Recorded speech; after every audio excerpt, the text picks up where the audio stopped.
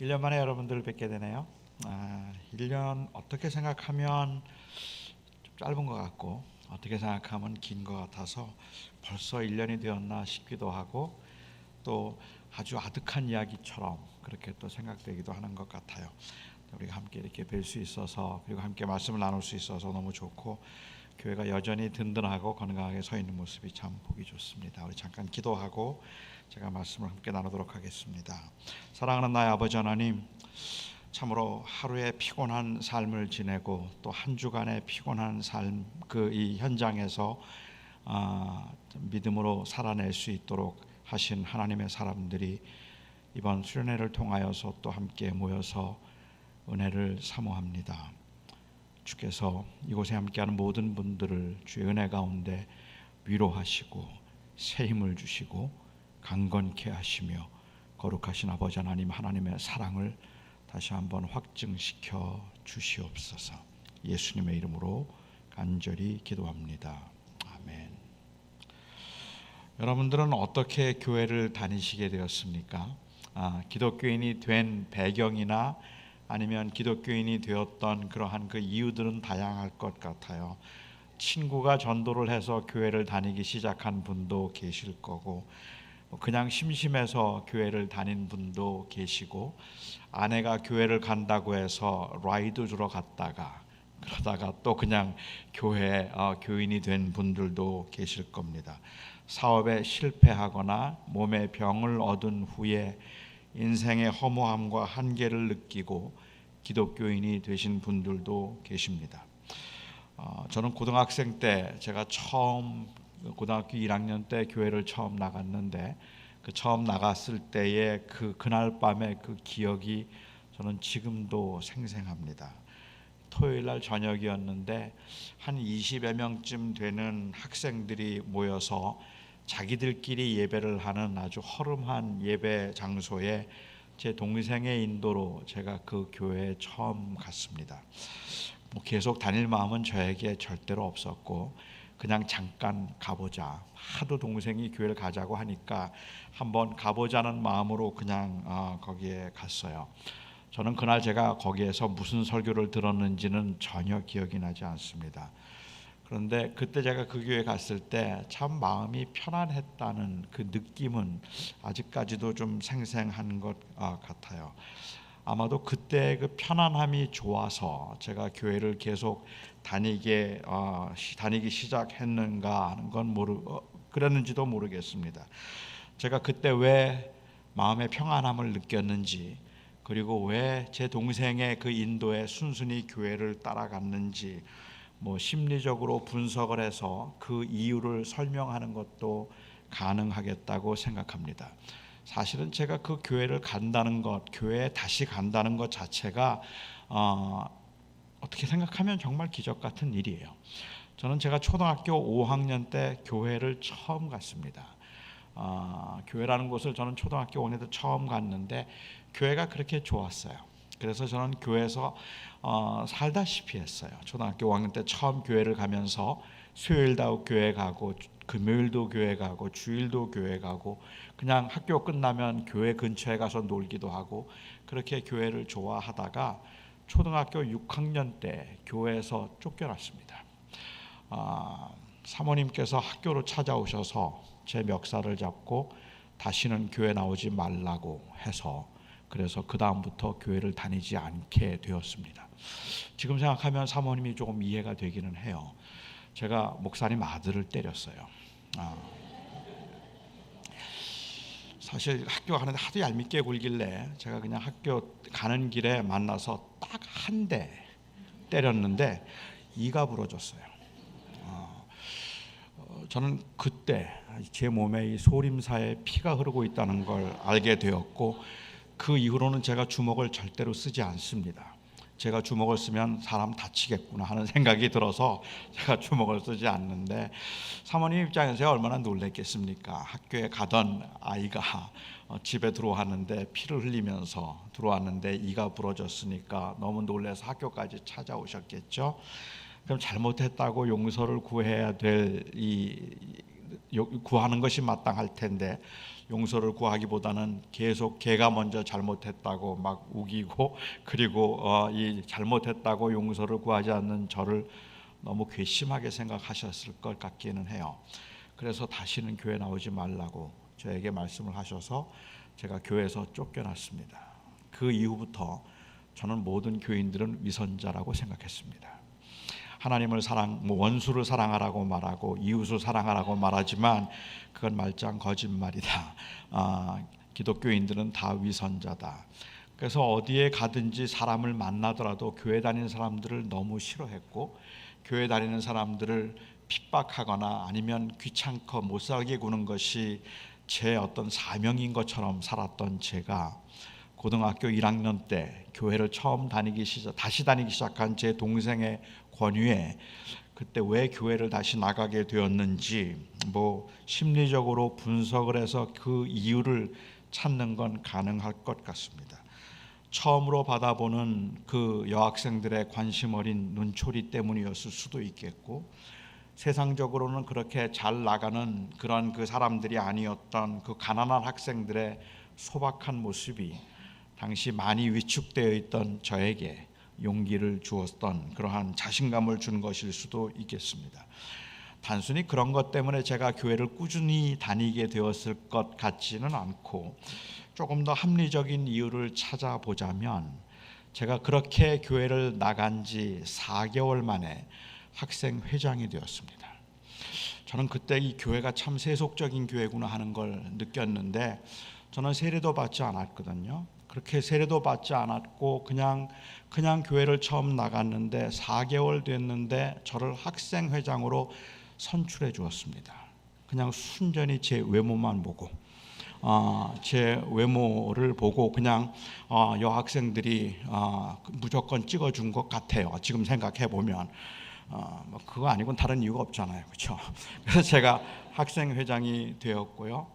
학생회장이 되고 난 다음에 한 3-4개월쯤 지나고 난 다음에 이 강남지구 학생총연합회라는 게 그 당시 감리교회는 있었습니다. 그래서 그 각 교회의 임원들이 이제 그 강남지구 학생총연합회의 총회 때문에 이제 호출을 받고 가게 됐는데, 제가 학생회장 자격으로 거기에 갔다가 그 강남지구 학생총연합회 총무가 됐습니다. 세례도 받지 않았는데. 왜요? 다 아시겠죠. 어쩌면 그래서 제가 그렇게 교회에서 소속감을 느끼고 책임감을 느껴서 더 이상 빠져나올 수 없게 된 것인지도 모릅니다. 저는 그런 분석이 충분히 가능하다고 생각합니다. 한 사람이 취한 그 행동의 심리적 혹은 사회적 원인을 분석하려는 시도는 모든 행동에는 이성적인 원인이 있다는 전제에서 생각해 볼 때 해볼 만한 일이라고 저는 생각합니다. 누가 어떤 행동을 하거나 어떤 말을 하면 우리는 거의 자동적으로 그 사람이 왜 그랬대 하고 묻습니다. 도대체 그 사람이 왜 그렇게 행동을 한 거야? 왜 그런 말을 했지? 하고 그 이유를 찾아보려고 합니다. 그 원인을 찾아보기 위해서 가능한 한 모든 그 데이터들을 수집하기도 하고 나름대로 그 데이터를 분석해 보기도 하는데, 애석하게도 우리는 그 원인을 정확하게 진단할 만큼 충분히 데이터가 없거나 아니면 그 데이터에 대한 잘못된 분석 때문에 짐작과 추측이 많고, 그래서 많은 사람들에게 상처를 주게 되는 경우들이 많다는 것이 참 애석하기는 하지만, 그렇지만 왜 그랬을까 하는 것을 알고 싶어 하는 것은 모든 행동에 또 모든 말에 이성적인 원인이 있다고 전제해 볼 때는 충분히 짐작해 볼 만한 일이라고 생각합니다. 그런데 그렇게 교회를 다니기 시작해서 주님을 만난 모든 사람들이 공통으로 하는 말이 있습니다. 하나님께서 만세 전부터 예정하셔서 하나님께서 택하셔서 그렇게 되었다는 고백입니다. 교회도 그냥 우연히 나간 줄 알았는데 나중에 돌아보니까 하나님의 계획과 하나님의 강권적인 인도하심이 있어서 교회를 다니게 되었다고 말하고, 미국에 오게 된 것도 내가 이런 일들 때문에 사실은 마음의 결정을 하고 가족이 이민을 하기로 하거나 유학을 하기로 해서 미국에 오게 되었다는 그러한 그렇게 오게 된 사람들도 돌이켜 생각해 보니까 다 주님이 하셨던 일이더라. 그래서 주께서 인도하셨다라고 고백을 합니다. 교회 다닌 지 얼마 되지 않는 분들의 입장에서는 하나님의 인도하심이니 하나님이 계획이니 하는 말들이 도대체 그게 뭔지 정확하게 그 정체를 알 수 없기 때문에 혼란스럽기도 하지만, 그렇지만은 또한 동시에 그 말이 잘 이해가 안 되거나 용납이 안 되는 이유 중에 하나는, 그렇게 말하는 것은 인간의 자유의지와 상충되는 듯한 말을 하기 때문에 그렇습니다. 하나님의 전능하심과 하나님의 주권을 전제로 할 때 하나님의 그 계획하심 그리고 하나님의 인도하심을 우리는 예정과 섭리라고 부릅니다. 하나님의 주권을 인정하면서도 하나님은 모든 것을 다스리는 분이고 하나님은 전지하셔서 모르는 것이 없는 분이라는 것을 인정하면서도, 그러면서도 예정이라는 이 교리가 이해하기 힘든 이유는 예정이 인간의 자유의지를 인정하지 않는 것처럼 보이거나 아니면 그 자유의지와 상충하는 것처럼 보이기 때문에 그렇습니다. 그래서 나의 판단과 결정에 의해서 교회에 나가기 시작했다고 말하는 것과 하나님의 계획과 하나님의 섭리 때문에 내가 교회에 다니기 시작했다고 말하는 것은 서로 모순된 말처럼 들린다는 말이죠. 하나는 인간의 자유의지에 관한 말이고 또 다른 하나는 하나님의 섭리와 예정에 관한 말이기 때문에 그렇습니다. 40여 년 전에 저의 외모에 넋이 나간 여학생들의 그 관심 어린 눈총이 순진한 학생의 마음을 들뜨게 해서 교회를 다니기 시작하다가 학생회장이 되면서 책임감이 생기고, 그래서 책임감을 가지고 교회 일에 깊이 관여하면서 자존감이 점점 높아져서 나중에 목사까지 되고 싶다는 마음이 생기고 목사가 되었다고 말하는 게 맞습니까? 아니면 하나님께서 저를 창세전에 택하시고 저를 그 교회에 보내셔서 세례도 받지 않았음에도 불구하고 많은 학생들의 마음을 움직여서 저를 학생회장으로 선출되게 하시고, 그리고 그 하나님의 불가항력적인 주권 때문에 제가 이렇게 목사가 되었다고 말하는 것이 맞습니까? 어떤 말이 맞죠? 저는 둘 다 맞다고 생각합니다. 어떤 관점에서 말하는가에 따라서 저는 둘 다 맞는 말이라고 생각을 해요. 예정과 자유의지의 상관관계를 온전히 이해하기는 어렵겠죠. 시간을 초월하신 하나님에게 예정이라는 개념조차도 없을 테니까 아마도 예정과 자유의지라는 말도 결국은 인간적인 그러한 이 문제이고, 그래서 이해하기는 어렵겠지만 이 문제에 관해서 제가 가지고 있는 두 가지 확신이 있습니다. 하나는 인간은 온전히 자유하다는 것입니다. 저는 하나님께서 단 한 번도 제 의지와 상관없이 강압적으로 저를 인도하신 적은 한 번도 없었다고 확신합니다. 물론 주어진 환경이 저로 하여금 무엇인가를 선택할 수밖에 없게 만든 경우들은 굉장히 많았지만 그때에도 선택은 결국 저의 선택이었습니다. 인간은 하나님에 의해서 운명적으로 결정된 대로 행동할 수밖에 없어서 제가 지금 손을 드는 것도, 제가 지금 물컵에 손을 대는 것도 다 하나님의 예정된 계획 가운데 그렇게 하고 있는 것이고, 하나님의 그 이 섭리나 하나님의 계획, 하나님의 예정 가운데 되어진 것이고, 제 의지는 하나도 없는 것이라고 말하는 것은 성경적인 가르침이 아니라고 저는 생각합니다. 요셉의 형제들이 요셉을 팔았습니다. 그들이 요셉을 팔았던 이유는 질투와 미움 때문이었습니다. 그들에게는 요셉을 팔 마음이 전혀 없었고 요셉을 참으로 끔찍히 사랑했는데 하나님이 억지로 하나님의 뜻을 이루기 위해서 그들의 의지와 상관없이 요셉을 팔도록 그 마음속에 미움과 질투가 생기도록 하지 않았습니다. 만일 그랬더라면 요셉의 형제들은 너무 억울한 거죠. 그냥 어느 날 일어나 보니까 요셉을 팔아버렸고, 너무너무 사랑했던 동생이었는데 어느 날 일어나 보니까 갑자기 요셉이 미워지기 시작하고, 그래서 그를 팔아버렸다고 말한다면 그건 너무 억울한 일이겠다는 생각이 듭니다. 그 요셉의 형제들이 요셉을 팔았던 것은 철저하게 자기들의 미움과 질투 때문이고 그들의 죄 때문에 판 것이죠. 하지만 그럼에도 불구하고 이 요셉의 형제들이 요셉에게 절을 하게 될 것이라는 것은 하나님께서 미리 계획하시고 요셉에게 알려주셨던 일입니다. 아니, 사실은 요셉을 통해서 이스라엘 백성들이 이 애굽에 들어가게 될 것이고, 애굽에서 400년 종살이를 하다가 큰 민족을 이루어서 가나안을 차지하게 될 것이라는 이 약속은 하나님께서 아브라함에게 하신 약속이었고, 그 아브라함에게 하신 약속을 이루기 위해서 하나님은 요셉을 택하셔서 요셉으로 하여금 그 일을 하도록 하나님께서 계획하신 일이었습니다. 그러니까는 그 일들이 하나님의 계획 안에 있었음에도 불구하고 요셉의 형제들이 요셉을 미워하게 만드신 것이 하나님이 하신 것이 아니라 그들은 그들의 의지로 하나님을 요셉을 미워했고, 하나님께서는 또한 그 가운데서도 하나님의 계획과 뜻을 이루어 가셨다고 말하는 것이 더 맞을 것 같아요. 인간의 자유의지가 하나님의 예정 그리고 하나님의 섭리 안에서 어떤 역사를 하는지, 어떤 관계에 있는지를 이해하는 것은 저는 가능하지 않다고 생각합니다. 이 관계를 이해하는 데는 이성적인 한계가 있음을 인정하는 것이 아마 가장 정직한 모습일 거라고 생각합니다. 사실 성경에서는 하나님의 영역에 속해 있는 이러한 문제들에 관해서 별로 언급도 없을 뿐만 아니라 사실은 관심도 없습니다. 그런데 바울이 왜 철저하게 하나님의 영역에 속해 있는 이 예정에 관한 이야기를 하고 있을까요?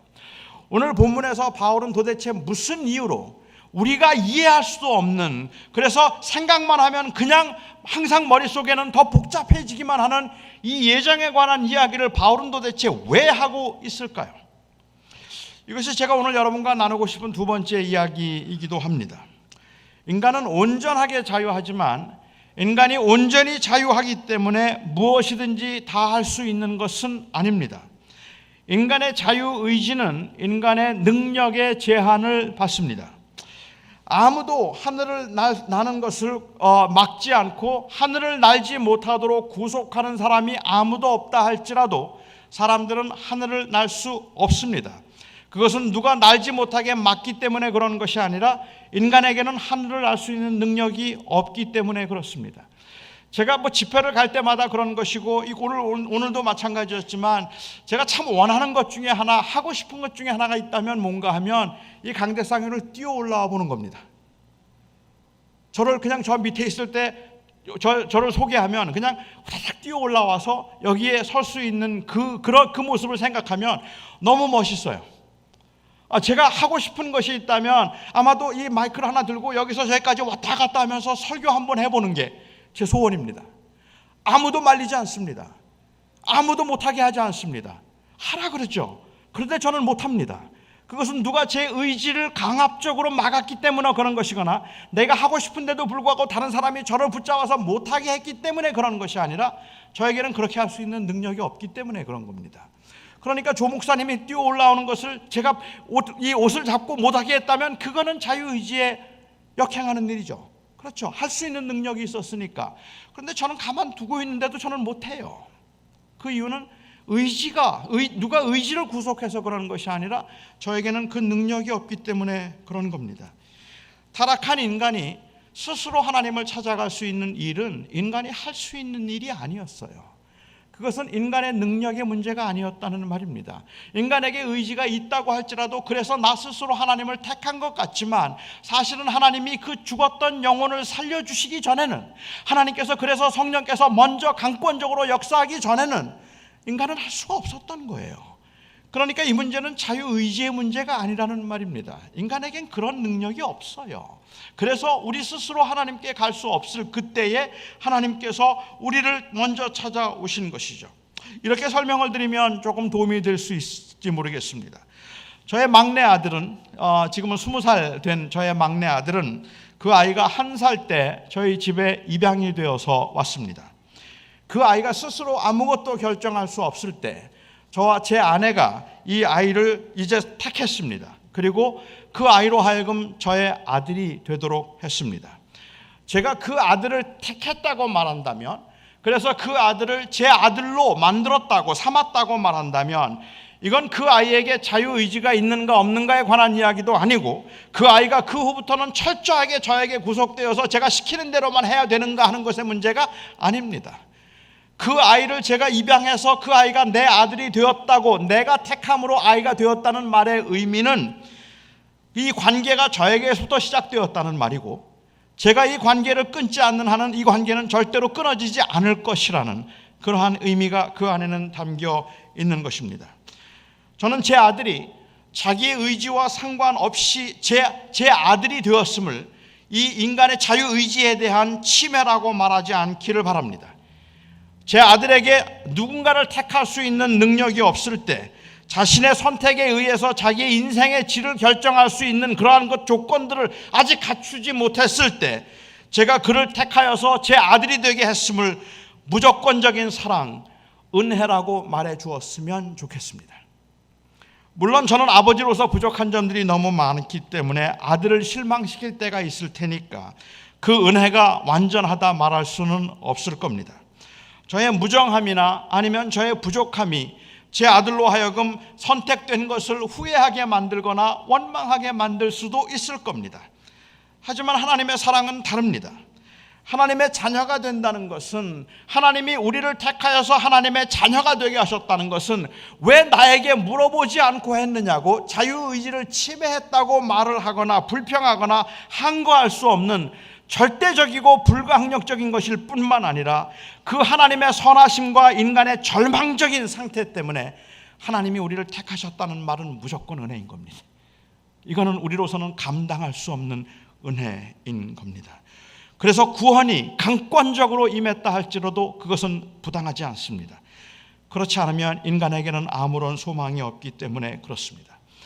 따라서 바울이 예정을 말할 때 예정을 말하는 그 핵심은, 적어도 에베소서에서 예정을 말하는 그 핵심은 단순히 철학적인 사변으로 인간의 자유의지가 얼마나 있는가라든지, 아니면 인간이 손을 들거나 행동을 하는 모든 것들이 내 의지인가 하나님의 계획인가 하는 이러한 철학적인 것들을 말하기 위한 것이 아니라 저는 철저하게 은혜를 강조하기 위함이라고 생각합니다. 이 관계는 당신들에게 시작된 것이 아닙니다. 이 관계는 하나님에게서 시작한 겁니다. 그래서 그 하나님께서 택하시고 하나님께서 하신 일이기 때문에 하나님은 절대로 여러분을 버리지 않을 겁니다. 이것이 바로 예정을 말하려고 한 이유죠. 그래서 브라이언 채플이라고 하는 커버넌트 신학교의 전 총장은 예정 교리는 신자들을 위한 교리이지 불신자들을 위한 교리가 아니라고 했어요. 이 예정 교리는 어떻게 우리를 이 하나님의 사람들로 하여금 하나님의 사람들을 위로하기 위해서 주신 그러한 그 교리이지, 혼란을 주기 위해서나 아니면은 그래서 인간에게는 아무것도 할 수 없어서 인간은 아무 능력도 없다는 것을 단순히 말하기 위한 것이 아니고, 인간에겐 자유의지가 없다는 이야기를 하기 위해서가 아닌 겁니다. 인간의 오만함은 그 인간의 자유의지로 스스로 하나님을 택할 수 있다고 생각하는 데서부터 비롯되는 겁니다. 그러니까는 인간에게 그 능력이 없다는 것을 인정하고 난다면, 그렇다면 그럼에도 하나님이 나를 택하여서 자녀를 삼으셨다는 것은 말할 수 없는 은혜라는 말이죠. 저는 바울이 지금 이 말을 도대체 왜 하는가 하는 것을 먼저 좀 생각해 볼 필요가 있겠다는 생각이 들었습니다. 바울이 에베소를 너무 가고 싶어 했거든요. 에베소 교회는 바울에게는 특별히 아주 남다른 교회였잖아요. 2차 전도 여행을 하면서 바울은 에베소에 가고 싶어 했지만 성령께서 그를 막으셔서 그는 마게도냐로 갔고, 물론 복음의 이 진보가 있기는 했어도 마게도냐에서 고생 많이 했습니다. 그리고 3차 전도 여행 때 바울은 드디어 에베소를 갈 수 있었습니다. 그리고 바울이 에베소에서 엄청난 부흥을 경험합니다. 3년 동안 그곳에서 사역하는 동안에 다른 어디에서도 볼 수 없었던 놀라운 일들이 그곳에서 일어났습니다. 그래서 바울이 에베소에서 사역하는 동안에 두란노 서원을 세웠을 때는 아시아에 있는 모든 사람들이 와서 바울의 강론을 들었다고 했고, 그 하나님의 역사가 얼마나 강하게 나타나는지, 성령의 능력이 얼마나 강하게 나타나는지 바울의 손수건만 얹어도 병자들이 낫고 귀신들이 쫓겨났다고 했습니다. 그렇게 하나님의 능력이 나타나고 말씀이 선포될 때 많은 사람들이 그 말씀을 듣고 하나님께 회개하고 돌아오기 시작해서, 당시 에베소에는 아데미라는 여신이 유명했는데 이 아데미라는 그 여신을 섬기고, 아데미 여신은 에베소 사람들에게는 자존심입니다. 그래서 그곳에 많은 관광객들이 왔고 제사하기 위해서 수많은 사람들이 모이면 그들을 상대로 해서 장사를 하던 사람들이 굉장히 많았던 곳이에요. 그런데 그래서 그들을 상대로 마술을 하고 점을 치던 사람들이 마술책, 점치는 책들 다 불살라버렸습니다. 은 5만이었다고 했어요. 지금 돈으로 한다면 한 50만 불 정도 되는 것 같아요. 여러분, 이건 엄청난 변화입니다. 사람들이 자기의 직업을 바꾸는 거예요. 그 수많은 사람들이 주님께 돌아오기 시작하는 거예요. 놀라운 복음의 역사가 일어나기 시작했습니다. 온 도시가 복음화되는 것 같았어요. 그 당시에 교인들의 마음은 얼마나 설레었을까요? 얼마나 흥분되었을까요? 교회 가는 게 재밌지 않았겠습니까? 예수 믿는다는 게 얼마나 프라우드풀한 그러한 일이었겠습니까? 그렇게 좋았죠. 그런데 갑자기 데메드리오라고는 한 사람의 그 선동에 의해서, 아니 어쩌면 많은 사람들의 마음속에 있던 일종의 그 불안감이었겠죠. 예수를 믿고 예수의 그 은혜 때문에 그 생계를 다 포기하고 하나님을 따라가기로 했는데 막상 삶에서 경험하게 되는 그러한 그 생계의 위협들이 두렵기 시작했겠죠. 아니면은 저 예수 믿는 사람들 때문에 우리 생활이 안 되고 우리 생업이 어려움을 당한다는 것들 때문에 오는 불평과 불만이 좀 있었는지도 모르죠. 데메드리오 한 사람의 선동에 폭동이 일어났습니다. 에베소에서 폭동이 일어나서 정말로 이 많은 사람들이 들고 일어나서 예수 믿는 사람들을 끌고 아데미 여신상 옆에 있던, 우리 사도행전에서는 연극장이라고 불렀는데 스테디움으로 끌고 갔어요. 이 스테디움이 3만 명 혹은 한 5만 명 들어가는 스테디움이었다고 합니다. 그 축제와 제사를 위해서 수많은 사람들이 모여있는 곳인데 그곳으로 사람들을 끌고 갔다면 학자들이 짐작하기에는 좋게 수천은 모였겠다고 생각합니다. 어쩌면 수백이 모였을지도 모르죠. 그 예수 믿는 사람들을 붙잡아서 그 2시간 동안 그들이 그 스테디움에서 소리를 지르고 외치면서 에베소의 여신 아데미여 크도다, 에베소의 여신 아데미여, 그들이 막 외치기 시작하고 함성을 지르고 예수 믿는 사람들을 막 핍박하고 바울은 그 근처에 가지도 못하고 도망을 가야 했습니다. 아니, 사람들이 들어가지 못하게 했기 때문에 그냥 피신을 했죠. 그렇게 피신을 하고 에베소에 가보지도 못했어요. 나중에 예루살렘으로 몇 달 후에 돌아가는 길에 밀레도에서 불과 30마일밖에 안 떨어졌는데 그곳에서도 그는 그 에베소를 가지 못하고 거기에서 장로들을 불러서 마지막 작별 인사를 하잖아요. 그리고 난 다음에 그는 예루살렘에 가서 붙잡혔습니다. 일부 최근의 학자들이 말하는 것처럼 만약에 에베소서가 바울이 가이사랴 감옥에서 썼다면, 전통적인 입장대로 로마가 아니라 만일 가이사랴에서 정말로 썼다면, 그러면 그렇게 헤어지고 나서 몇 달 만에 쓰는 편지입니다. 그 몇 달 안에 에베소서를 쓰는 편지죠. 그렇지 않으면 한 2년 후에 쓴 편지라고 말할 수 있을 것 같아요.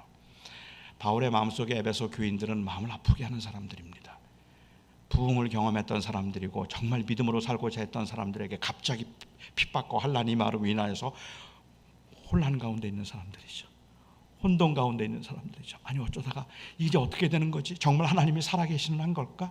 그런데 어떻게 하나님께서 이런 일들을 용납하시는 거지? 왜 우리가 이런 고난을 당해야 되는 거지? 예수 믿고 난 다음에 이렇게 시련과 고난과 핍박을 당하는 게 이게 정말 맞는 거야?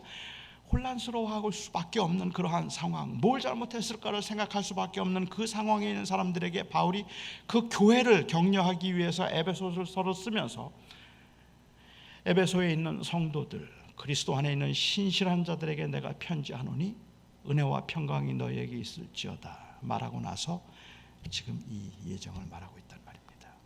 그러니까 여기서 말하고 있는 이 예정의 이야기는 결국은 힘들고 어렵지만 당신들이 그리스도인들이 된 것은 하나님이 하신 일입니다.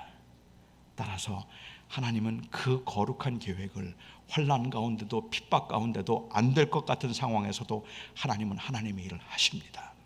그러니 낙심하지 마십시오. 아무리 힘들고 어려워도 절대로 흔들리지 말아야 할 것은 결국은 이 모든 것을 주관하시고 붙들고 계시는 분이 하나님이시기 때문입니다. 그래서 하나님은 하나님의 그 은혜, 그리고 그 하나님의 강권적인 은혜를 강조함으로 그들을 위로하기 위해서 저는 이 예정에 관한 이야기를 바울이 했다고 생각합니다. 또한 이 은혜를, 하나님이 하신 일이라는 은혜를 강조하기 위해서 바울은 성부 하나님의 예정에 관한 이야기를 하고 난 다음에 성자 하나님 예수 그리스도를 통한 속량, 곧 죄사함에 관한 이야기를 했습니다. 저는 이 보혈로 죄사함을 받았다는 개념이 그렇게 쉽지는 않다고 생각을 합니다. 예수 그리스도의 보혈로 죄사함을 받았다 하고 말한다면 이 말이 무슨 의미일까요?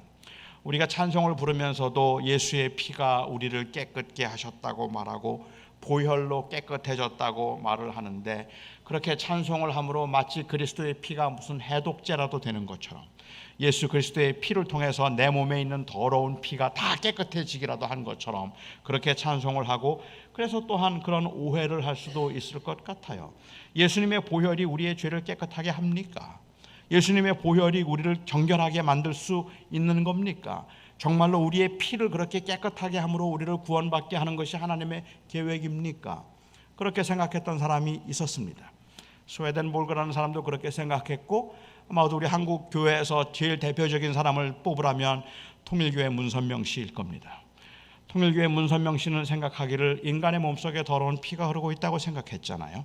그러니까 하와가 뱀과, 즉 이 마귀와 성적인 관계를 맺음으로 몸속에 더러운 피가 흐르게 되었고, 그래서 인간의 몸속에는 그 죄의 피, 악의 피, 사탄의 피가 흐르게 되었는데, 이 피를 깨끗하게 해야만 그 구원을 받을 수 있고 온전하게 구원을 받고 하나님의 백성으로 회복될 수 있는 거죠. 이 일을 위해서 예수님께서 오셨습니다.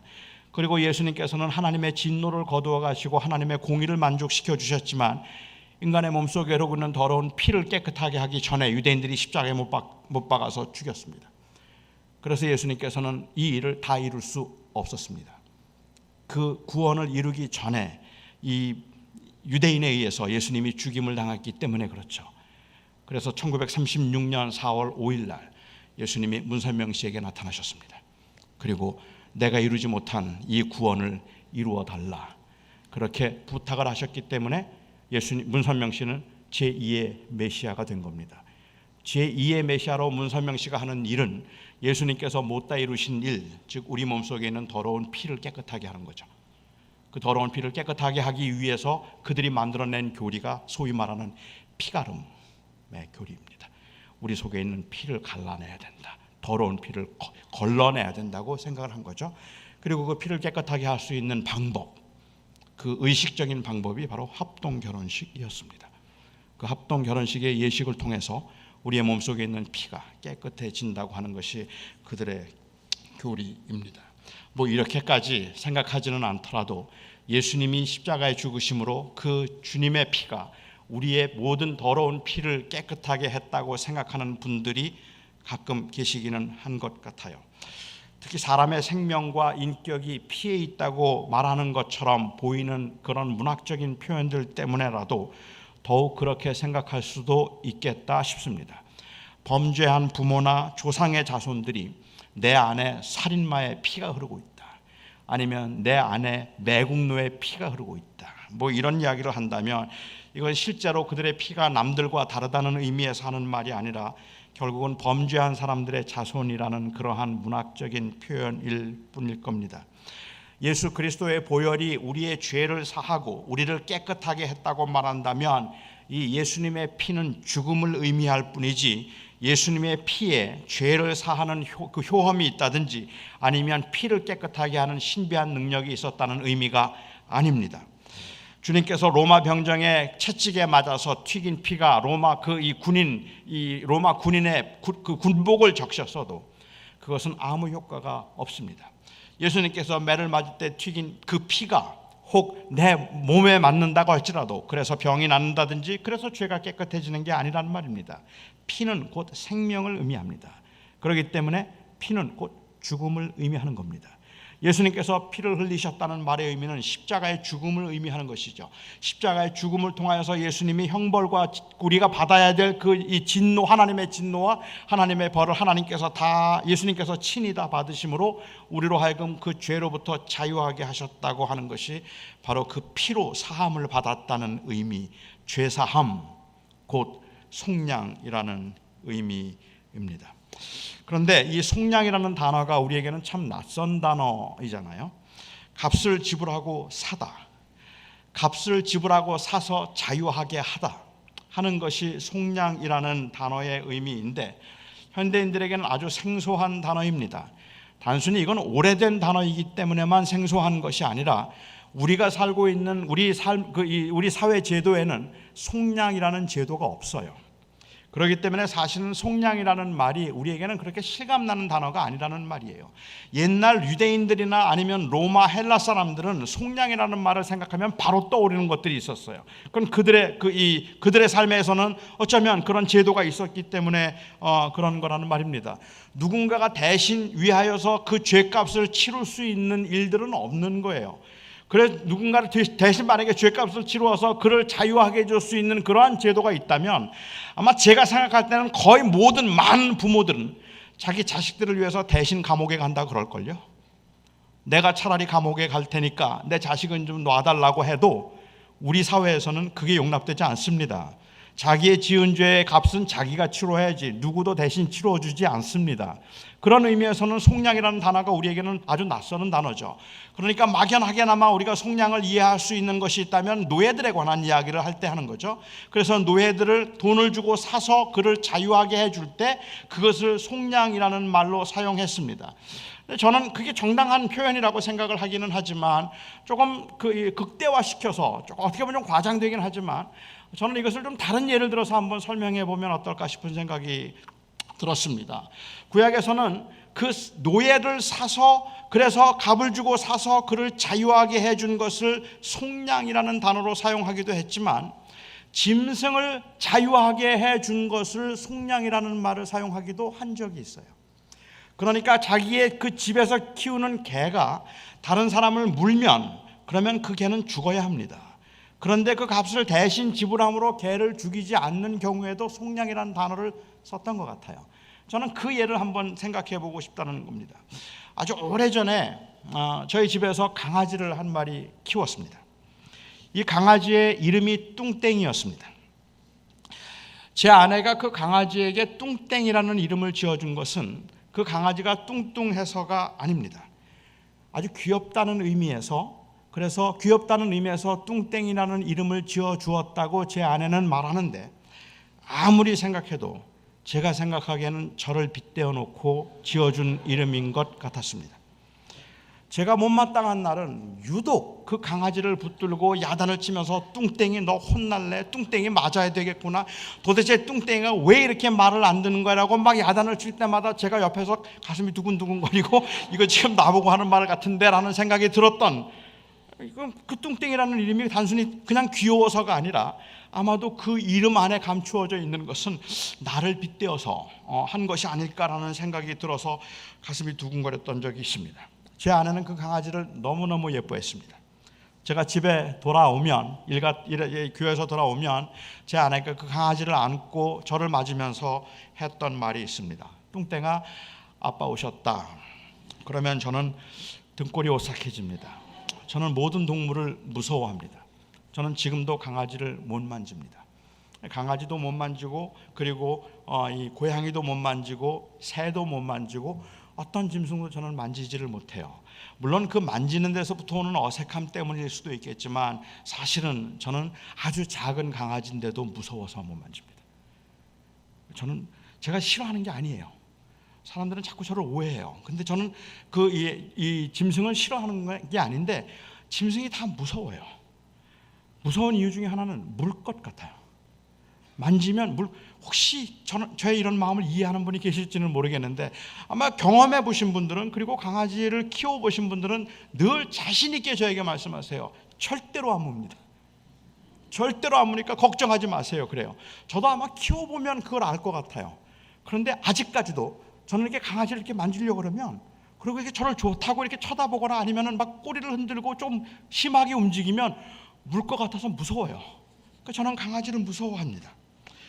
율법에 의하면 이웃집 동물이 강아지라고 해볼까요? 그 강아지가 이웃 사람을 물어서 해를 입히면 그 강아지는 반드시 죽여야 했습니다.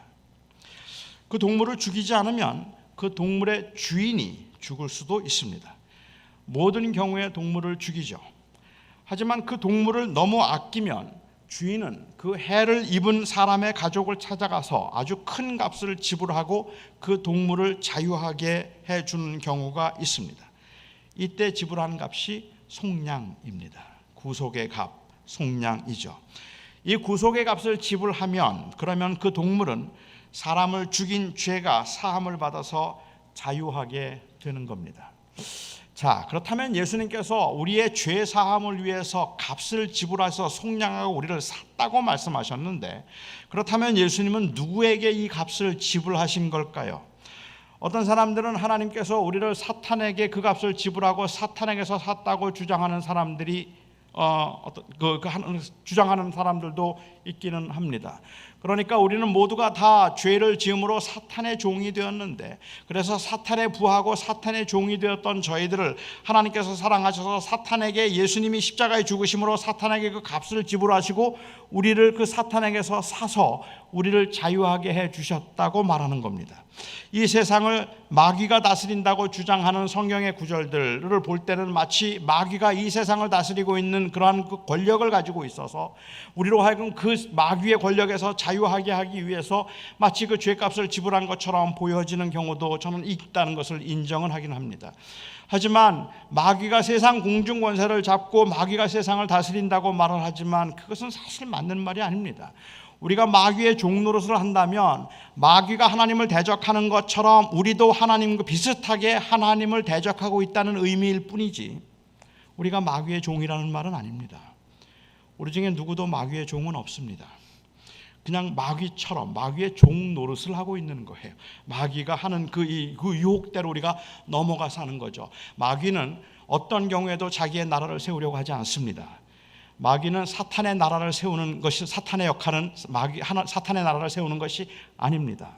마귀는 그래서 이 땅에 살면서 모든 사람들로 하여금 그들을 붙잡아서 자기의 종이 되게 하고, 그래서 자기의 나라를 세워서 하나님을 대적하기 위한 전쟁을 일으키는 것, 그것은 성경적인 카스마로지가 아니라고 저는 생각합니다.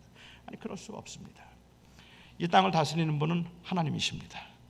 지금도 하나님이 세상을 주관하고 계시고, 마귀는 하나님을 대적해서 자기의 나라를 세울 만큼 그렇게 변변한 인물, 그런 변변한 존재가 아닙니다. 마귀는 하늘에서 쫓겨난 자입니다. 이 땅에서 그가 최후의 발악을 벌이면서 하고 있는 일은 자기의 나라를 세우는 것이 아니라 사실은 하나님의 나라를 파괴하는 것입니다. 그가 이 땅에 존재하면서 하고자 하는 일은 그 사탄의 나라를 세우는 것이 아니라 하나님의 나라를 파괴하기 위한 것이죠. 여러분, 하나님의 나라를 파괴하기 위해서 사탄이 사용하고 있는 가장 확실한 그 전략이 뭔지 아십니까? 지금까지도 통하고 있는 전략이 뭔지 아십니까? 마귀는 우리들에게 자기를 섬기라고 말하지 않습니다.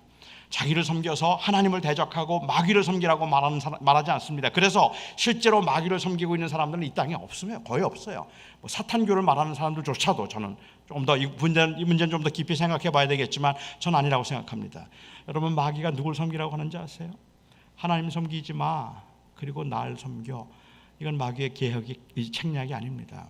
하나님 섬기지 마, 널 섬겨. 네가 주인이야. 네가 왕이야. 왜 하나님 섬기니? 그 자유하지 않잖아. 하나님 섬기지 말고 너를 섬겨라. 이 세상의 모든 것들이 너를 위해서 존재하도록 해야 되고, 너는 하나님을 위해서 존재하면 안 돼. 하나님을 믿지 않는 사람들은 결국은 마귀를 섬기는 사람들이 아니라 자기를 섬기는 사람들이에요. 그리고 마귀가 지속적으로 그 계획하고 또 계속해서 유혹하고, 마귀가 지금 하고 있는 일이 있다면 끊임없이 네가 왕이잖아, 네가 주인이잖아, 내 인생은 내 거잖아, 그러니까 네 마음대로 살아. 그러려면 돈 좀 필요하지, 그러려면 권력이 좀 있어야 되겠지, 그러니까 그거 누리면서 내 왕국을 한번 만들어 봐. 그게 마귀의 유혹이에요. 마귀는 절대로 하나님 말고 나를 섬겨서 내 부하가 되라고 말하지 않습니다. 지옥을 다스리는 건 누굴까요? 지옥을 다스리는 게 마귀일까요? 아니, 하나님이 다르게 질문해 볼까요? 하나님이 지옥에 계실까요? 안 계실까요? 이것도 또 어렵죠. 저는 하나님이 지옥에 계시다고 믿어요. 하나님은 어디에나 계시고, 하나님은 음부에 내려가도 하나님은 계시는 분입니다. 하나님은 어디에나 계시는 분입니다. 그러면 지옥은 마귀가 다스리고 하늘은 하나님이 다스린다는 것은 지극히 헬라 철학적인 그러한 그 카스마로지일 뿐입니다. 지옥을 다스리는 건 마귀가 아니라 하나님이십니다. 마귀는 지옥을 다스리는 자가 아니라 지옥에서 가장 고통을 당하는 자입니다. 가장 고난을 당하고 있는 자이지 지옥의 왕노릇을 하고 있는 자가 아닌 겁니다. 그것도 결국은 하나님의 주권 가운데 있어서 모든 것을 다스리셔서 악을 행하는 자를 그곳에 보내시고 믿는 자들을 그곳에서 건지실 수 있는 능력을 가진 분은 오직 하나님이시라는 말입니다. 예수님이 십자가에 못 박혀 죽으심으로 그 죄값을 그 마귀에게 치른 것이 아닙니다. 하나님의 공의를 만족시켜드리고 하나님에게 그 값을 지불한 것입니다.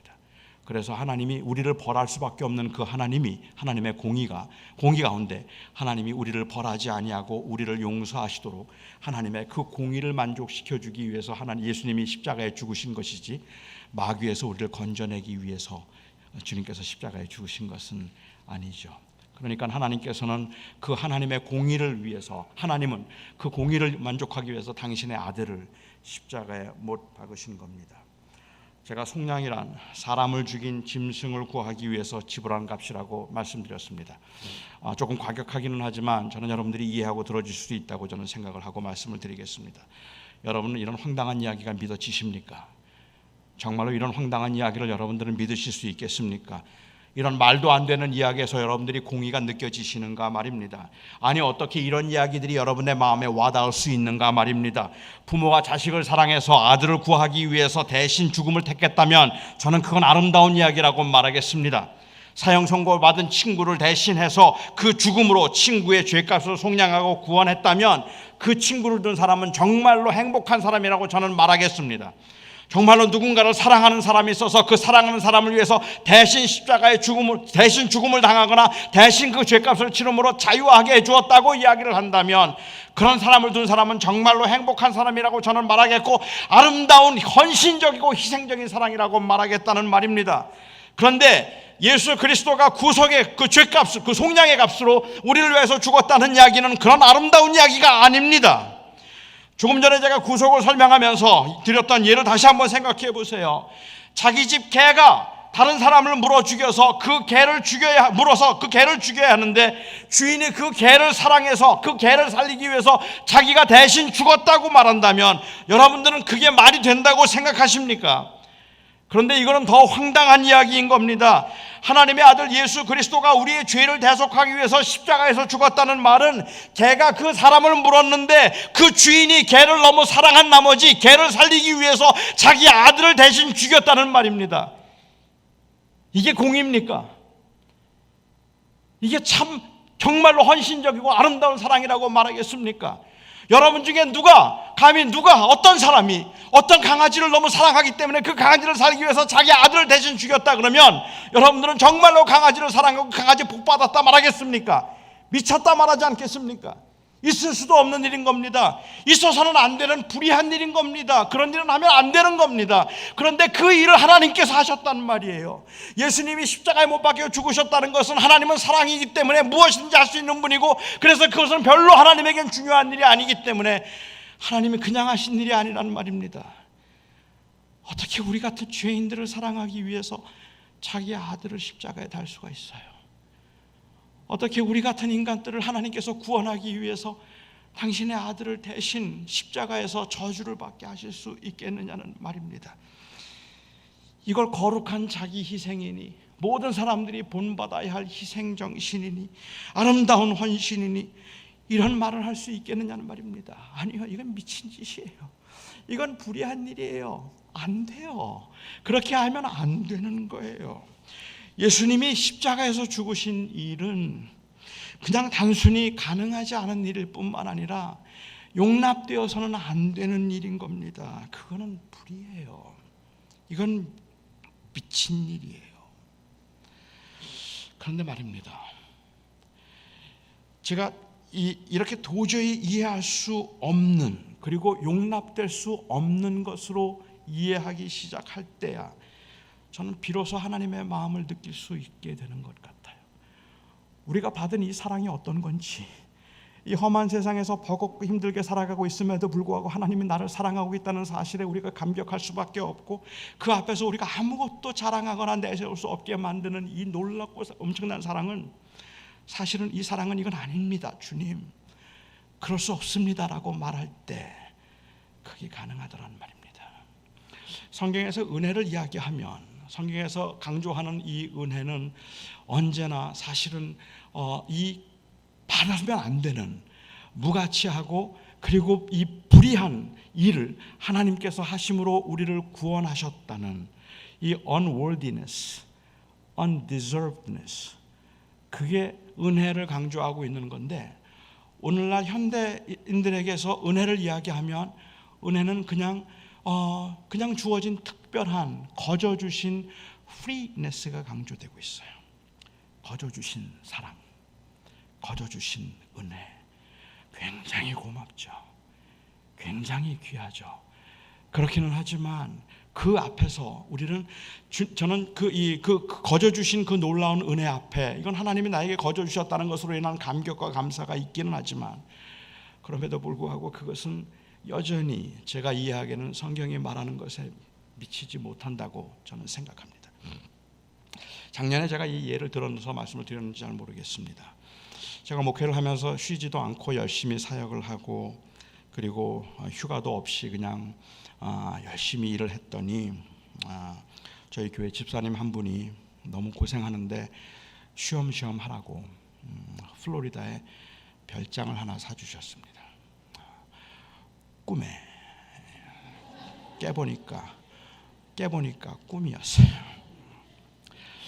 만약에 어느 집사님이 저에게 너무 고생하지 말고 좀 쉬엄만 하라고 아무 보상도 없이 저에게 별장을 사주셨다면 저는 정말 고마워할 겁니다. 그 은혜에 정말 감사할 겁니다. 진정으로 저는 감사해서 그분에게 제가 나 이거 혼자 쓰지 않을 겁니다. 다른 사람들과 같이 나누며 쓸 겁니다. 힘들고 어려운 목회자들과 제가 같이 이거 쓰도록 하겠습니다라고 제가 이야기를 하고, 절대로 저 혼자 누리지 않겠다고 진심으로 고마워할 겁니다. 하지만 그래서 만일 저에게 그 별장을 사준 집사님이 저에게 목회는 이렇게 하는 거다, 저렇게 하는 거다, 여기에 가라, 저기에 가라 말씀하시면 저는 그 별장 돌려드릴 겁니다. 괜찮습니다. 필요 없습니다. 이거 없어도 됩니다라고 전 돌려드리겠습니다. 거저 주었다는 것이 굉장히 고맙기는 하지만, 그렇지만 전 그거 없어도 살아요. 그래서 그게 굉장히 고맙기는 하더라도 그것 때문에 내가 그 앞에서 내가 죄인입니다, 나를 떠나소서라고 말하지는 않을 겁니다. 예수님이 나를 위해서 십자가에 죽으시고 예수님이 그래서 우리의 죄를 사하셨다는 이것을 그냥 공짜로 주신 별장 정도로 생각한다면, 그 정도로 생각한다면 아마도 많은 사람들이 그렇게 주님 앞에 감사합니다, 은혜로 제가 살아가겠습니다라고 고백했던 많은 사람들도 조금만 시련이 와도, 조금만 힘이 들어도 우리 마음속에 하나님, 내가 그동안 주를 어떻게 섬겼는데 나에게 이렇게 말씀하실 수 있습니까? 내가 그동안에 하나님을 어떻게 섬겼는데 하나님이 나를 이렇게 박대하십니까? 라는 원망이 생길 수 있을 것 같아요. 그런데 여러분, 우리가 전혀 가치가 없다면 하나님께서 우리에게 주신 사랑이 바로 그 아무것도 아닌, 그 도저히 용납될 수 없는, 아무런 가치도 없는 저희들을 무조건 사랑하셔서 당신의 아들을 십자가에 못 박으신, 불의해 보이기조차 하는 이 일을 행하신 것이라고 생각한다면 우리가 그 앞에서 뭘 자랑할 수 있을까요? 아니, 그 은혜를 받은 사람들이 무엇에 낙심하고 무엇 때문에 우리가 좌절할 수 있을까요? 내 것을 말하고 내 것을 자랑하기에는 그 받은 사랑이 도저히 너무 크고 엄청나지 않겠습니까? 그런데 오늘날 이 시대의 은혜를 이야기할 때도 은혜를 말하는 많은 사람들의 속에는 여전히 자기 자신에 대한 자아가 살아있어서 마치 그것을 받을 만한 자격이 있다고 생각을 하거나, 그렇지 않다면 그것 없어도 나는 괜찮게 살 수 있을 거라는 그러한 그 헛된 가능성에 의존하고 살아가고 있기 때문에 여전히 그 은혜 앞에 제가 은혜 아니면 아무것도 아닙니다라는 고백을 못한다는 말입니다. 은혜를 주셔서 감사하지만 없어도 하는 수 없지요라는 정도. Free, so it's so great, it's free.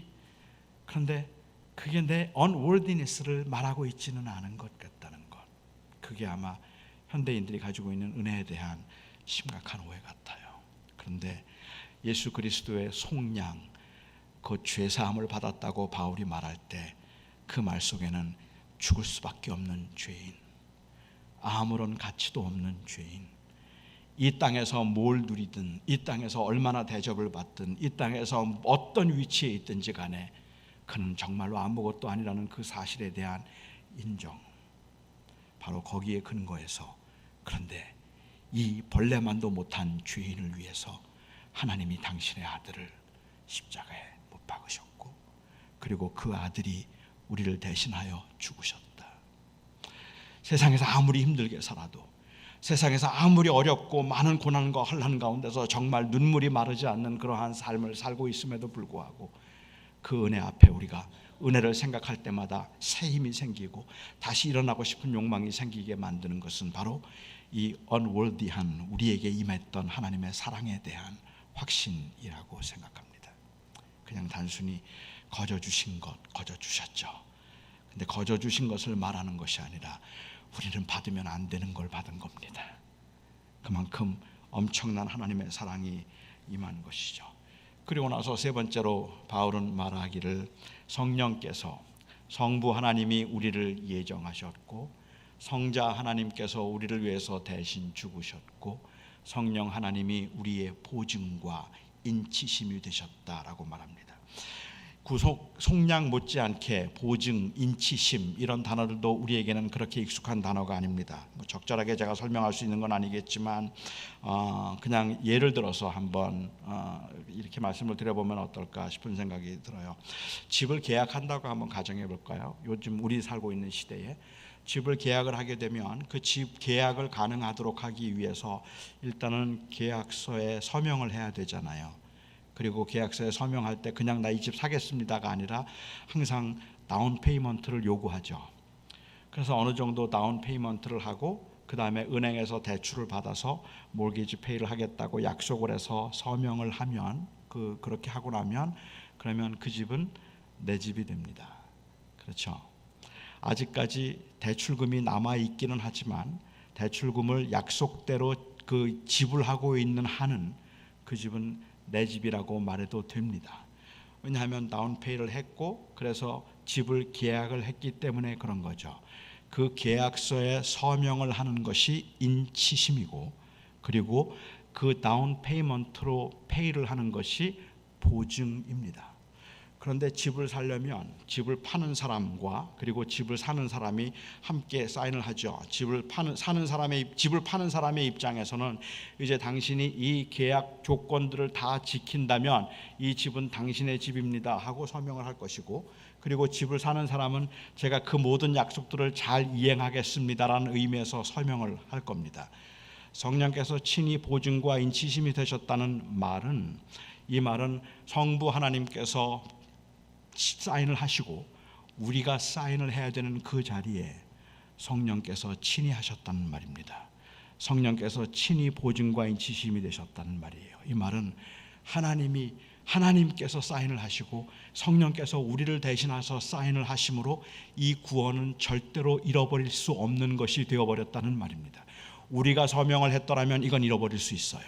우리는 변하니까, 우리는 약하니까. 그런데 바울이 지금 에베소, 고난 중에 있는 그 에베소 교인들에게 당신들의 구원은 절대로 잃어버릴 게 아닙니다. 왜? 하나님이 시작한 일입니다. 왜? 예수님께서 우리를 위해서 아무 가치도 없을 때 우리를 위해서 죽으심으로 이 일을 이루신 일입니다. 왜? 성령께서 친히 보증과 인치심이 되어 주셔서 그래서 이 구원은 절대로 흔들리지 않게 되어 있습니다. 하나님께서 확증시켜 주셨습니다.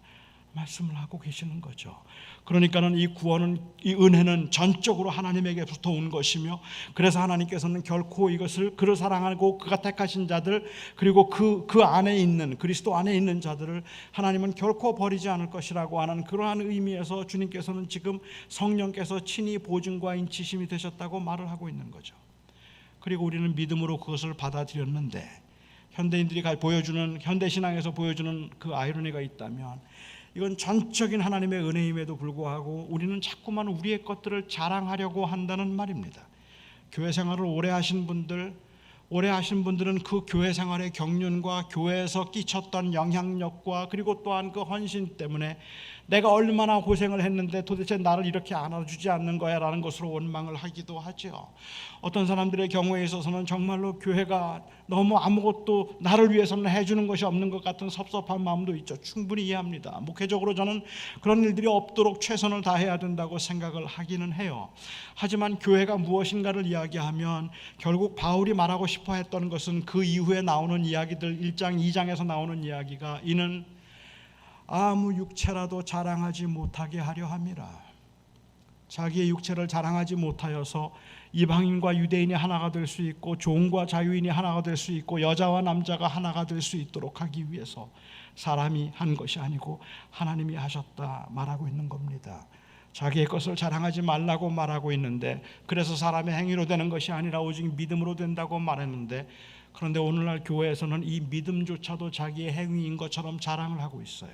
그래서 믿음이 있는 사람과 없는 사람을 구별하고 믿음이 있는 사람들이 마치 그래서 그 믿음 때문에 구원을 받은 것처럼 그렇게 생각한다는 말입니다. 믿음이 구원을 이루게 하는 수단이었다 할지라도 그 사람이 구원을 받은 것은 믿음으로 구원받은 게 아닙니다. 그 사람이, 우리가 구원을 받은 것은 예수 그리스도의 대속의 죽으심으로 구원을 받은 겁니다. 이렇게 한번 예를 들어서 말씀을 드려보면 어떨까요? 어떤 분이 불치의 병에 걸렸습니다. 그 병이 걸려서 죽어가고 있어요. 현대의학으로는 살릴 수 없다고 말을 해요. 그런데 새로운 약이 하나 발명되었어. NIH에서 아직 임상을 끝내지는 않았지만 그 약을 먹으면 살 수 있어요. 어떤 분이 그 약을 가지고 와서 그 병자에게 그 약을 소개합니다. 집사님이라고 제가 불러볼까요? 집사님, 이 약을 먹으면 살아요. 이거 새로 나온 약인데 이 약 먹으면 살아요. 그리고 그분은 정말로 그 말을 믿고 그 약을 먹었어요. 그리고 살았어요. 다시 살아나게 되면 이럴 때 일반적으로 사람들이 그를 찾아와서 놀래죠. 아니, 어떻게 된 거야? 살지 못한다고 했는데 어떻게 산 거야? 그럴 때 일반적으로 사람들이 보이는 반응은 어떤 걸까요? 어떤 분이 저에게 약을 갖다 주었는데 그 약을 먹었더니 살았어요. 어느 분이 저에게 약을 갖다 주었는데 그 약이 나를 살렸어요. 이게 정상이 아닙니까? 이렇게 말하는 게 맞지 않습니까? 그런데 오늘날 믿음으로 구원을 받았다는 분들의 입장은 마치 이런 것 같다는 거예요. 아니, 집사님은 어떻게 살았어요? 아니, 누가 약을 가져왔더라고. 그런데 내가 그냥 그걸 먹었지. 내가 먹었다니까. 내가 그거 먹었어. 그리고 내가 살아난 거야. 아니, 다른 이 바보 같은 인간들은 저걸 안 먹어 글쎄. 그런데 나는 먹었지 뭐. 근데 죽일래 그냥 다 먹고 내가 살았다니까. 믿음으로 산 거야. 마치 자기가 그 약을 먹었다는 사실이 그를 살린 것처럼 그 약이 무엇인지, 그 은혜가 무엇인지는 말하지 아니하고 내가 먹어서 살았다는 걸 강조하고 있어서, 나는 믿음이 있어서 먹었는데 당신은 믿음이 없어서 먹지 못하고 있고, 나는 믿음으로 하나님의 자녀가 되었는데 당신은 아직까지 믿음이 없어서 하나님의 자녀가 되지 못했다고 계속해서 책망하고 분파를 만들고 파벌을 만들고 있다는 말이에요. 이 말은 아무도 자랑할 게 없다는 이야기예요. 이건 전적으로 주어진 은혜라서 그 약이 나를 살렸어요. 그 약이 나를 살렸어요. 이게 맞는 고백이 아니겠느냐는 말입니다. 바울은 지금 그 이야기를 하고 있다고 생각해요. 글쎄요, 오늘날 많은 성도들이, 이 시대를 살아가고 있는 많은 하나님의 사람들이 정말 어렵게 살아갑니다. 믿음을 지키며 사는 건 정말 힘든 일이라는 생각이 들 만큼이나 요즘은 믿음 생활하는 게 굉장히 힘들어요. 그전에는 굉장히 열심을 내던 분들도 열심히 내기는 하는데 신실하게 하나님을 믿고 있기는 한데요, 제가 본 많은 분들이 참 많이 지쳐 있더라고요.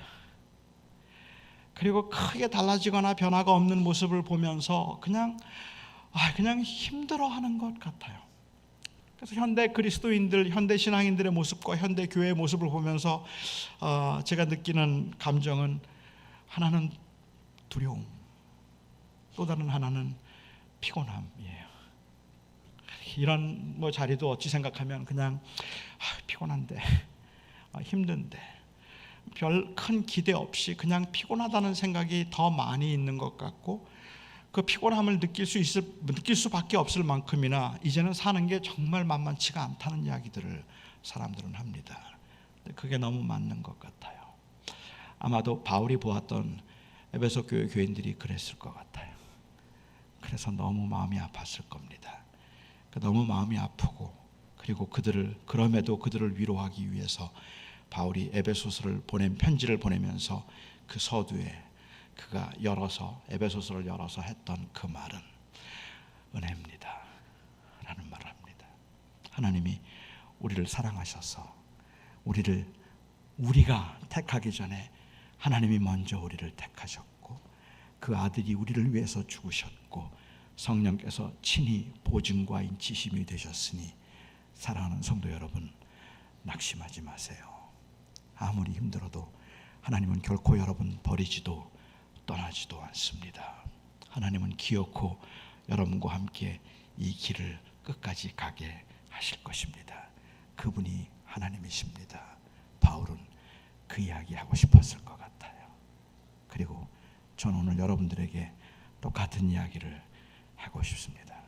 여러분 많이 힘들지만, 굉장히 많이 지치지만, 그리고 별다른 새로운 것도 없는 것 같아서 그냥 허전하고 좀 못마땅한 것들도 굉장히 많기는 하지만, 그럼에도 불구하고 오늘 같은 이 시간에도 우리가 다시 한번 하나님의 은혜를 생각하며, 저는 여러분들에게 여러분 굉장히 힘들고 버거워서 도대체 이게 뭐지? 라고 생각되는 그러한 그 거친 삶의 현장에서도 하나님이 여러분을 얼마나 사랑하는지 여러분 놓치지 않기를 바랍니다.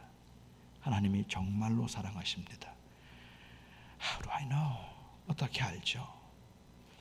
당신의 아들을 주셨잖아요. 아무 가치도 없는, 그래서는 안 되는 그 일을 하나님이 하셨잖아요. 그게 은혜입니다. 여러분 힘들지만 일어섭시다. 그리고 그 은혜 때문에 다시 감사하고 또 다시 하나님의 사람으로 주님이 나를 다시 부르는 그날까지 믿음으로 살아낼 수 있기를 바랍니다. 기도하죠.